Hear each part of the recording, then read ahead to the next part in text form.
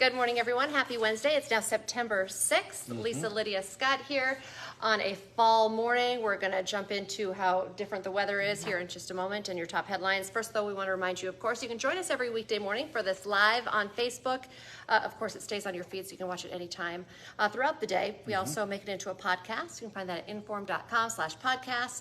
Just look for Inform Minute. You can also find us on our Inform YouTube channel and live on the air on WDAY every weekday morning from 5 to 7. And of course, everyone's up early, kind of back into their back to school schedules. And, we've been talking about Friday Night Football. I know it's Wednesday, but it's now feeling like fall football season. Football season, for It will be much different. And tailgating this weekend will feel a whole lot different than tailgating in the cities. Right, at US Bank Stadium, we're like sweating. I was People were sweating. passing out from the heat. It was For real, hot it was the thing. outside, yeah.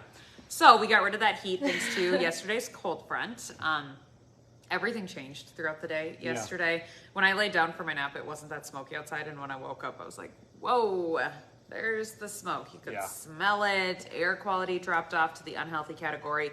Slowly seeing improvements now today, just kind of moderating things out. So we'll get rid of some of the smoke slowly. It's going to take time.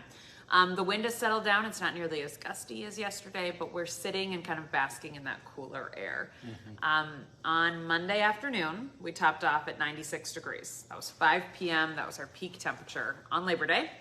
And then this morning when I got here, it was 56 degrees. Wow. We have since turned colder. I think it's like 51, 52 right now. But that's a 40-degree drop in 34 hours. That's crazy. That's cold. Yeah. That's a change, at Yeah, least. it is. Yeah, so it feels a little different out there. I did have Rolla fall down to 39 Oh, my goodness. this morning. So Oh, boy. it happened. We had a 30-degree temperature on the map this morning, or at least in the 30s. Yeah.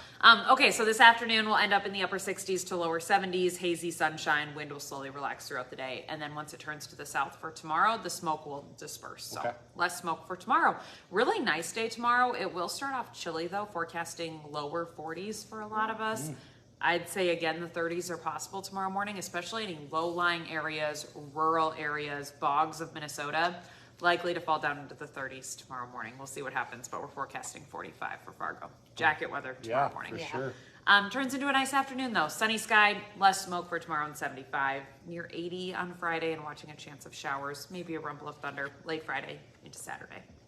Otherwise 70s really all over the 10-day forecast. Yeah, we just kind of fell into fall all of a sudden. One cold front is all it takes. The first 4 days of September were all in the 90s. The first, the second, third, and fourth were all in the 90s. And then yesterday we had falling temperatures, which will be tricky when you look at the record books because tomorrow's high temperature in the record books will go down as 80 degrees. But tell me at what point yesterday did it feel like 80 degrees? It didn't. It's because it was 80 at midnight. So that's the high temperature. That was the hottest temperature in the 24-hour period. But at no point yesterday did it feel like 80 degrees outside, except for when we got toured yesterday morning. It's still warm. Exactly. Warmish. It just kind of went backwards all day yesterday, and then today we'll kind of rebound into those upper 60s, lower 70s. So very fall-like, actually below average for this time of year. Interesting. Yeah. Okay. Okay, thanks, guys. Thank you. All right, we have some breaking news to share with you this morning. A couple of stories we broke on First News this morning. First up, an apartment had to be evacuated in Fargo early this morning because of heavy smoke. Firefighters were called because of heavy, thick smoke on the third floor of an apartment. That's kind of close to the Fargo South High School. They were called around 1 in the morning. When firefighters got there, they said all 3 floors of the building were filled with that heavy smoke. They were able to track down the fire. It was a small fire, they say. Small fire, but lots of smoke. It was coming from a storage area on the first floor. No one was hurt, but firefighters did have to evacuate the building so they could air out the whole building. In fact, they were telling some people up on the third floor to go out on their balconies and just stay out there until they could really air everything out. The cause of the fire is still under investigation. All right, also breaking news this morning out of Moorhead. We now know one person is seriously hurt after crashing into a building overnight. Police say 54-year-old Scott Hansen also crashed into a light pole and a traffic sign before hitting a building. It happened just before 10:30 last night on Highway 75 North in Moorhead. That's just across from Sunset Lanes. Moorhead police say Hansen was taken to the hospital with serious injuries but is in stable condition this morning. Police do believe alcohol played a factor into that crash, and Hansen is expected to face charges. We are working to find out what those charges will be. And we have an update to a big story for you we've been tracking. Fargo City leaders are now preparing for a special election. City commissioners unanimously agreed to hold that special election. The debate was, should they do it in the winter, December 5th, because they didn't think they'd get as many voters in the winter. They said yes. So now they're preparing for that election, just a couple months away. But they're also preparing for the next election cycle in 2024. So that's kind of changing things up. The polls for the special election will look a little different. They're going to be using paper ballots, hand counting votes. There'll be no early voting, so lots of different things that we're not used to anymore. There will be absentee voting. Voters will decide on that quarter-cent sales tax increase and a 3% increase in the lodging tax to fund that major renovation remodel at the Fargodome that would still need 60% support to pass. Voting, like I said, on the 5th, you can vote at the Fargodome, Fargo Civic Memorial Auditorium, or the Ramada Inn on 13th Avenue in Fargo. 7 to 7, but we'll remind you when it gets closer as well. All right, from one big vote to another potential big vote, today the West Fargo School District will host the first of 3 public meetings about an upcoming $133 million referendum vote. That money would be used to keep up with the district's explosive growth of students. Student population there has been on the rise by 4 to 5% each year over the past decade. The bond would help pay for multiple projects, which include a new elementary school, upgrades to older schools, expanding Heritage Middle School and Horace High School. So they're having that meeting tonight at Cheyenne High School. Then there's going to be meetings tomorrow and Friday night. Tomorrow will be at West Fargo High School, Friday night at Horace High School. All those meetings are at 7 o'clock. They're encouraging people to go and attend if they can. That referendum vote is scheduled for September 26th. And new this morning, the Grand Forks City Council has approved a design for a new underpass. Construction won't start till 2027, but the underpass will go in at 42nd Street. It's going to cost anywhere between $50 and $70 million. The city will take on about 28% of that total cost. Plans for the project now go to the North Dakota Department of Transportation and the Federal Highway Commission for approval. All right, flu season is just around the corner, and Sanford is now offering those flu vaccines at all of its FM Metro clinics here in the area. The CDC recommends that flu vaccine for anyone 6 months and older. You can get your vaccine at your next regularly scheduled doctor's appointment, or you can make an appointment for it.